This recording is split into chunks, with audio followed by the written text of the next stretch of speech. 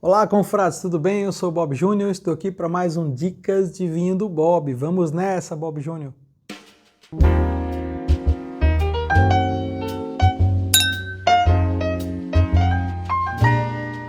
Nobres confrades e confreiras, tudo bem com vocês? Hoje a gente está aqui para mais um Dicas de Vinho do Bob.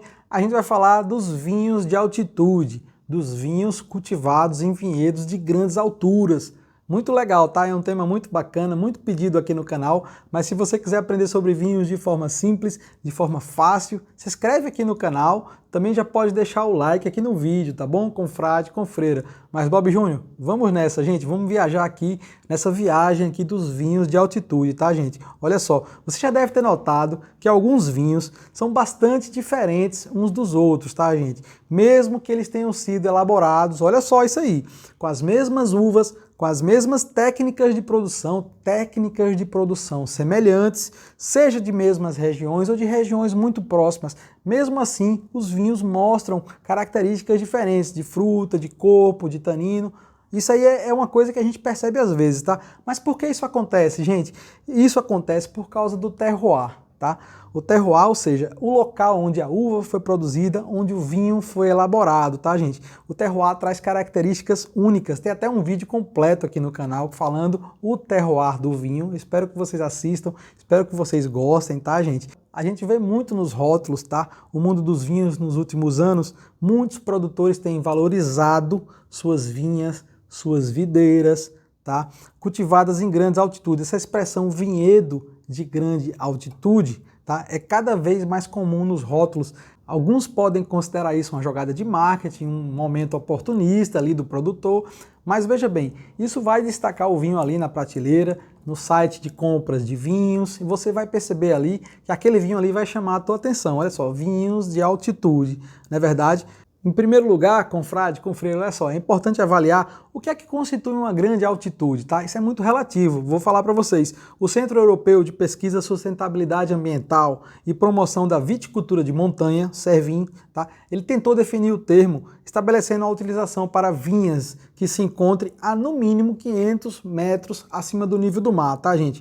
Na Europa, 500 metros parecem razoavelmente altos, tá? Enquanto na Argentina, por exemplo, 500 metros são considerados bastante baixos, tá, gente? Praticamente todos os vinhedos da região de Mendoza, na Argentina, de Mendoza, tá? Eles estão plantados ali entre 600 e 1.100 metros acima do nível do mar. Tem mais alto? Tem mais alto, tá? Mas a média ali é entre 600 e 1.100 metros. Já existe uma diferente compatibilidade ali no que a gente qualifica o que é de altitude ou não. Você veja a diferença da Europa, a diferença aqui para o Cone Sul, tá, gente?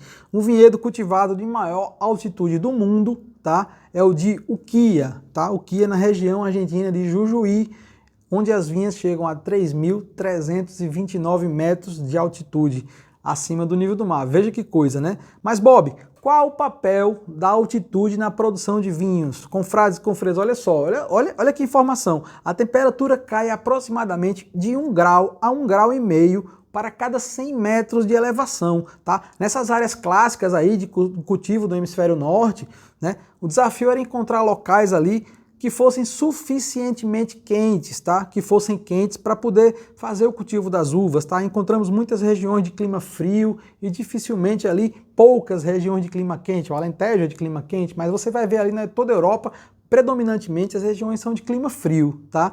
Já no Novo Mundo, o desafio é o contrário, é o oposto, tá, gente? Essa queda de temperatura, de acordo com o aumento de altitude, ela pode trazer ali alguns benefícios. Alguns países da América do Sul, como Brasil, Argentina, Chile, e também na África, África do Sul, por exemplo, são exemplos de lugares que se beneficiam com a altitude, tá? Que benefícios seriam esses, Bob Júnior? Vamos lá, gente, vamos nessa. Olha só, ao longo do tempo, produtores de vinhos que tinham suas bases em terrenos mais altos de uma região, eles perceberam, tá? Eles perceberam que suas videiras, elas reagiam com condições ali, ó, bastante particulares, tá, gente? Bastante particulares de temperatura e maturação das uvas, luz, ar e drenagem, tá? Eu vou explicar melhor para vocês, eu vou falar um pouquinho aqui, ó, temperatura e maturação das uvas. Vamos nessa. Em climas mais quentes, a altitude elevada ela é particularmente positiva, tá, gente? Existe um ambiente de grande amplitude térmica.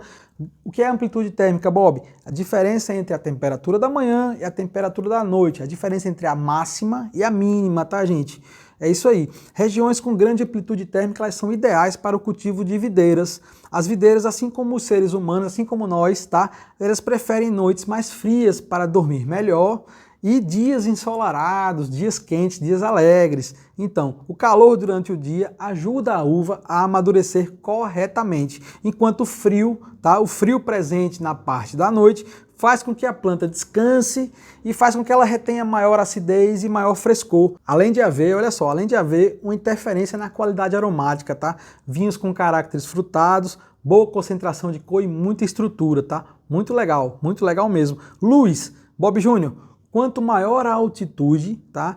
Há uma intensidade de luz, há uma intensidade maior de raios ultravioleta, de radiação ultravioleta, tá? Mais radiação ultravioleta significa que as uvas elas vão desenvolver películas mais escuras, mais grossas, mais espessas, tá? Porque a uva se protege naturalmente das queimaduras solares. Peles mais grossas, elas significam mais estrutura, mais caráter e também, olha só, tá? Uvas recebem mais calor, como eu já falei na minha videoaula, o vinho e o clima. Olha só, vale a pena assistir essa videoaula, tá, gente? O vinho e o clima, elas adquirem mais açúcares durante a sua maturação, gerando vinhos de teor alcoólico mais alto, mais elevado, que os torna perfeito aí para o envelhecimento. Então, gente, a altitude também interfere no ar. Olha só, uma menor porcentagem de dióxido de carbono e de oxigênio, tá? E assim as uvas podem contar com níveis mais elevados de antocianos. Eles são responsáveis pela cor vermelha e pela cor azulada das uvas e também taninos, tá? Trazem mais adstringência, trazem mais taninos ao vinho. Também assim contribuem com a longevidade, cria mais vinho de guarda, tá?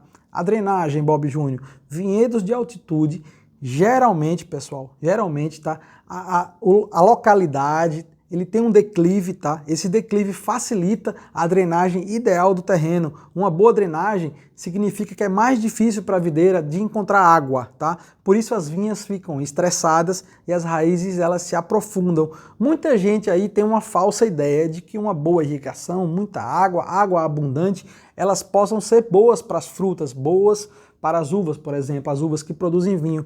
Mas não é isso não, tá? É exatamente o contrário. Como as videiras colocam muita energia para procurar água, para buscar água com mais dificuldade, nelas crescem menos frutas, mas essas frutas, olha só, por outro lado, elas possuem um caráter maior de concentração de cor, de concentração de sabor. Essas raízes mais profundas, elas retiram mais oligoelementos do solo, tá? São micronutrientes que tornam o conceito de terroir muito mais visível. Isso aí são os vinhos de altitude, tá, gente? Olha só, vinho de altitude tem tudo isso aí. Outros fatores naturais, quais seriam, Bob? Montanhas, olha só, montanhas, elas podem fazer cadeias naturais de barreiras de proteção, tá? Nos Vosges, por exemplo, na Alsácia, na França, eles protegem a Alsácia dos ventos carregados com chuvas, tornando a região mais seca.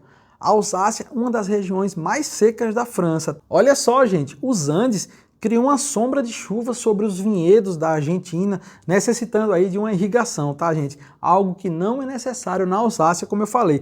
No Chile, por exemplo, no Chile e na Califórnia, tá? As montanhas, elas canalizam, elas fazem túneis, tá? De neblina, de névoa, de nuvens, tá? Sobre os vinhedos. E os vinhedos se beneficiam dessa influência refrescante. São lugares quentes demais e que a altitude ali fazem barreiras naturais que tornam propícia aí a produção de vinho. Muito legal, tá, gente? Mas, Bob, e o preço da garrafa de um vinho de altitude, hein? Olha só, por que um vinho de grande altitude pode custar mais caro, Bob? Então, gente, olha só, o custo para cultivar vinhas de grandes altitudes, ele vai afetar o preço final da garrafa. Vinhedos em colinas íngremes, tá? Quase nunca podem ser cultivados por máquinas, a gente não vai ter colheita mecanizada, tá? Toda colheita, a poda, a proteção das uvas, elas devem ser feitas manualmente, tá? E a mão de obra é um recurso caro. Eu vou falar para vocês, vinhedos em áreas de altitude extremamente elevadas, eu vou falar aqui, ó, em Elqui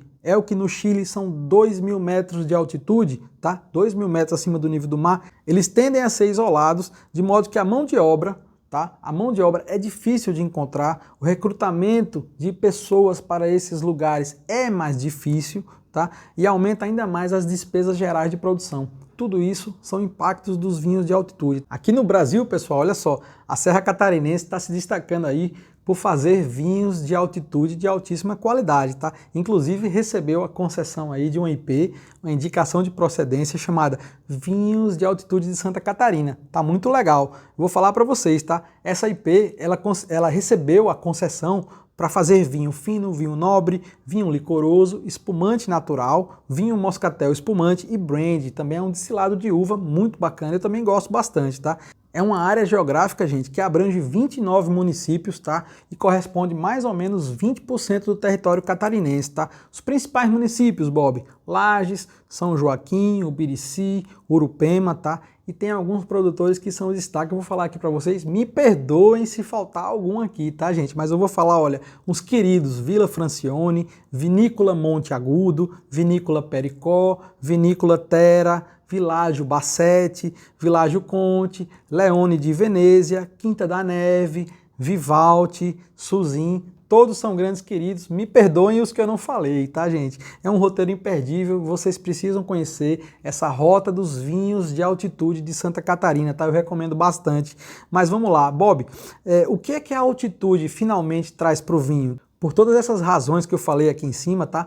Cultivar vinhos de grandes altitudes, né, vinhedos de grandes altitudes, tá, significa muito trabalho, tá, gente? Muito trabalho, mas isso aí resulta em vinhos de muito caráter, muito sabor, muita fruta, né, bons taninos, muita acidez, todas as qualidades que tornam um vinho verdadeiramente fino, tá? Muito legal. Tem uma desvantagem que a gente pode tratar isso como desvantagem, mas olha só, são vinhos de muita guarda, são vinhos que demoram muito tempo para amadurecer. Isso não significa que você compre e ele não esteja pronto para você beber.